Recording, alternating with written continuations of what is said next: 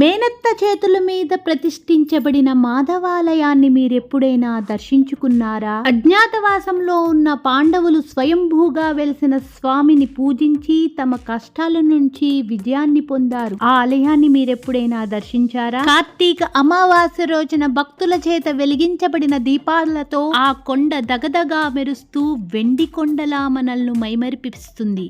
మీరెప్పుడైనా ఆలయాన్ని వీక్షించారా?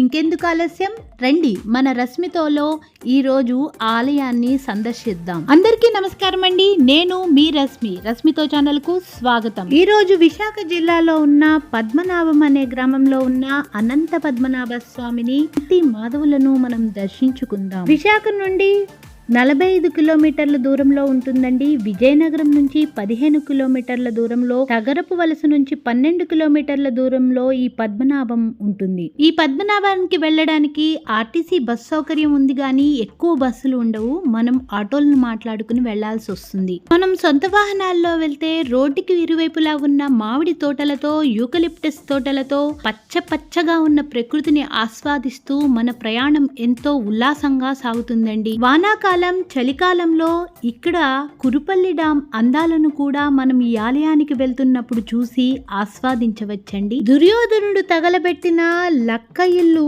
ఉన్న స్థలములే లక్కవరపు కోట అని, పాండవులు తమ ఆయుధాలను జమ్మి చెట్టుపై దాచారు కనుక ఆ ప్రాంతమును జామి గ్రామమని, నకుల సహదేవులు ఆవుల మందలను ఇక్కడ కాసారు కాబట్టి ఆ ప్రాంతమును అలమండగా, స్వామివారి కైంకర్యానికి కన్నయ్య అనే అర్చకులను నియమించడం మూలాన ఆ ప్రాంతాన్ని అర్చకుని పాలెంగా, ఈ ఆలయం చుట్టుపక్కల ఈ గ్రామాలు ఉండడం అజ్ఞాతవాసంలో పాండవులు ఇక్కడ సంచరించారు అనడానికి నిదర్శనాలండి. ఈ ప్రాంతపు విశేషాలను తెలుసుకుంటూ ఉండగానే మనం అనంత పద్మనాభ స్వామి ఆలయానికి చేరుకున్నామండి. అన్నమాచార్యులు కీర్తించినట్టుగా అదిగో అల్లదిగో శ్రీహరివాసము అన్నట్టుగా ఆ కొండపైనే అనంత పద్మనాభ స్వామి స్వయంభూగా వెలిసారు.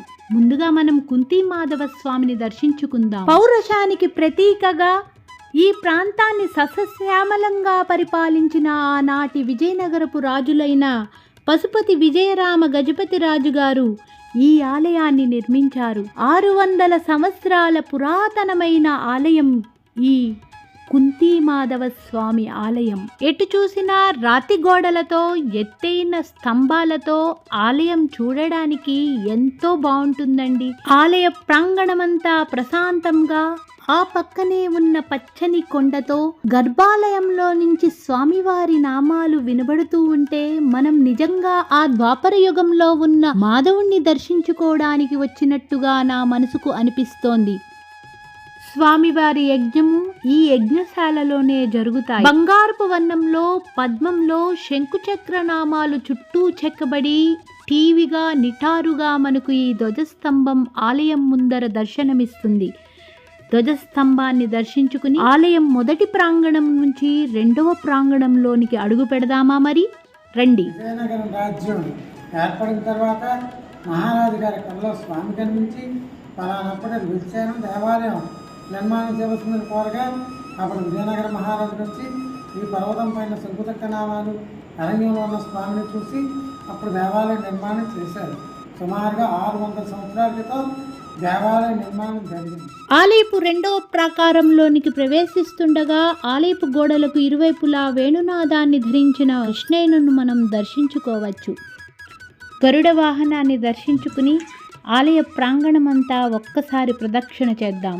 విశాలమైన ఆలయ ప్రాంగణం స్తంభాలతో, ఆలయపు గోడలపై దశావతారపు చిత్రాలతో ఆలయం చూడడానికి ఎంతో అద్భుతంగా ఉందండి. విజయనగరపు రాజుల కాలంలో ఈ ఆలయం ఒక వెలుగు వెలిగింది అంటే అతిశయోక్తి కాదండి. పశుపతి విజయరాయ గజపతి రాజు గారి యొక్క పౌరుషం గురించి ఈ సందర్భంగా మనం ఒక్కసారి స్మరించి తీరాల్సిందే.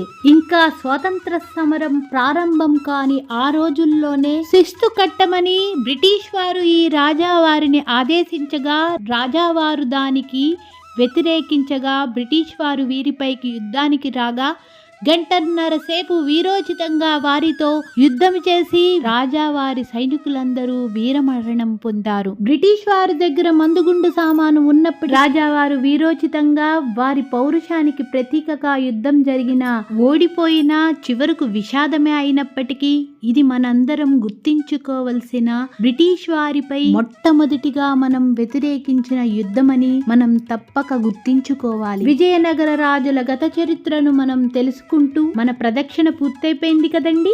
రండి 3వ ప్రాంగణంలోనికి ప్రవేశిద్దాం. ఇక్కడ స్థల పురాణం ప్రకారం కుంతీదేవి శ్రీకృష్ణుణ్ణి వేడుకుందట. తన పిల్లల కష్టాలను తీర్చమని వేడుకోగా కృష్ణయ్య నన్ను ప్రతిష్ఠించి అర్చించుకో అని చెప్పగా అప్పుడు శ్రీకృష్ణుడి మేనత్త అయిన కుంతీదేవి చేతుల మీదుగా ఈ స్వామివారిని ఇక్కడ ప్రతిష్ఠించారండి.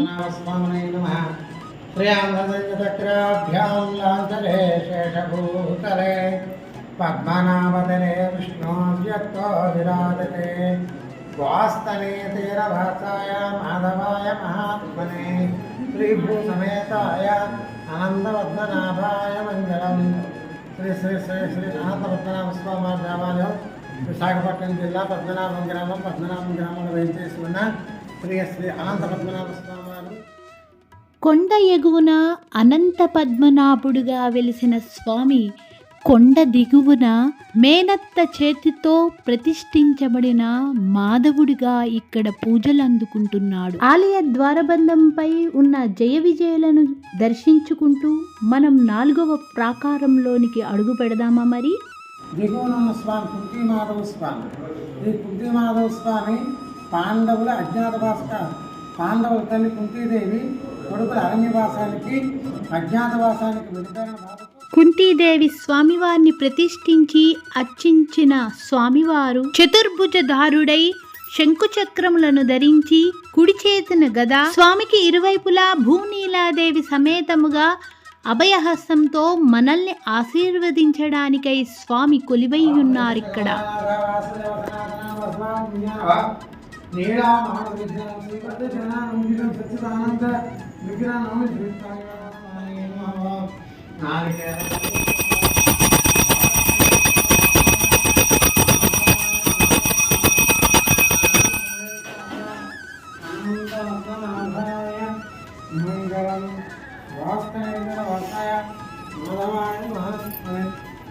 సమేతాయ అనంతపద్మనాభాయ మంగళం. కామకామాయమయం కామేశ్వరవైశ్రవణోత ధాతు కుబేరాజవై తృణాయ మహారాజాయ నమః. సోమకం బ్రహ్మ భూర్భువస్సువరం తద్విష్ణు. స్వామివారి అర్చన హారతిని దర్శించుకున్నారు కదండి. ఆలయం ఉపరితలంపై చూడండి ఎంత చక్కగా ఈ ఆలయ నిర్మాణం ఉందో. ఈ ఆలయం లోపల ఉపరితల నిర్మాణం నాకు ఎంతో బాగా నచ్చిందండి. ఇక్కడ స్వామివారి ఉత్సవమూర్తి విగ్రహాలను దర్శించుకుందాం రండి.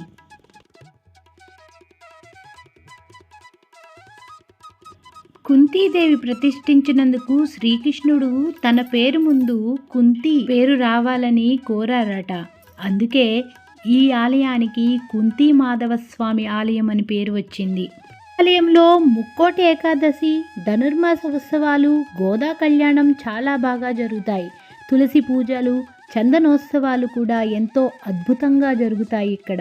కొండపై వెలిసిన అనంత పద్మనాభ స్వామి చిత్రపటం. ఉత్సవమూర్తులను దర్శించుకున్నాక ఎడమవైపుకు తిరగగానే మహాలక్ష్మి అమ్మను దర్శించుకోవచ్చు. పంతులు గారు చెప్పే 2 శ్లోకాలను మనం భక్తి శ్రద్ధలతో చదువుకుంటే మన కష్టాలన్నీ పోతాయిటండి. ఆ శ్లోకాలు ఏమిటో మీరు చూసి చదువుకోండి. లక్ష్మీకాంతం కమలనయనం ధ్యానగమ్యం వందే విష్ణు వైభవం సర్వలోకేకనాథం శ్రీరంగరామేశ్వరి దాసీభూత సమస్త దేవవంతాం లోకేక దీపాంకురాం శ్రీమన్మంత కటాక్షాదుభం బ్రహ్మేంద్ర గంగాధరాం మాం త్రైలోక్య పురుషం సరసిదాం వదే ముకుందప్రియం. ఈ శాంతాకారం నుండి లక్ష్మీ శ్రీరంగరామేశ్వర స్వామి క్లాస్ వరకు రోజుకు 5 సార్లు చదివినట్లయితే భగవంతుని అనుగ్రహం మీ దగ్గర ఉండి మీరు భగవంతుని ఏమీ కోరుకోకలేదు. మనకి ఏమి కావాలో ఆయనే మనకు ఇస్తాడు. అజ్ఞాతవాస కాలంలో వెలిసిన స్వామి. పాండవులు అరణ్యవాస అనంతరం అజ్ఞాతవాస కాలం ఈ పర్వతం పైన కొంతకాలం ఉన్నారు. ఆ అజ్ఞాతవాస కాలంలో పాండవులు ఎవరికంటే కనిపించినా మళ్ళా అరణ్యవాసము అజ్ఞాతవాసము చెయ్యాలి. అందుచేత ఆ స్వామిని శ్రీకృష్ణ పరమాత్ముడిని పాండవులు ప్రార్థించగా వారు రాగానే స్వామి ఇక్కడ ఉండాలి, మా అరణ్యవాస కార్యక్రమాన్ని జయప్రదం చేయించినట్లే మా అజ్ఞాతవాస కార్యక్రమాన్ని కూడా జయప్రదం చేయించవలసిందని శ్రీకృష్ణుడిని పాండవులు ప్రార్థిస్తే వారికి జయం కలగడానికి, వారి కష్టాల నుంచి బయటపడడానికి 1278 మెట్లు కలిగిన ఎత్తైన కొండపై 600 సంవత్సరాల క్రితం స్వయంభూగా వెలిసిన స్వామివారిని పాండవులు అర్చించిన అనంత పద్మనాభుడు కొండపై కొలువైయున్నాడు. పశుపతి విజయరాజ గజపతి రాజు గారి కలలో స్వామివారు దర్శనమిచ్చి, నేను కొండపై ఉన్నాను, నాకు ఆలయాన్ని నిర్మించమని కోరగా రాజావారి ఈ ఆలయాన్ని ఇక్కడ నిర్మించారు. లోక కళ్యాణార్థం అంతా చూసుకోవలసిన వాడిని నా చిన్నాలు పెట్టి వెళ్తాను చెప్పి కొండ శిఖరం పైన వ్యర్థ అభ్యర్థగా కనిపించిన ఆకారాల్లో శంకు చక్రము అనంతుడు లక్ష్మీదేవి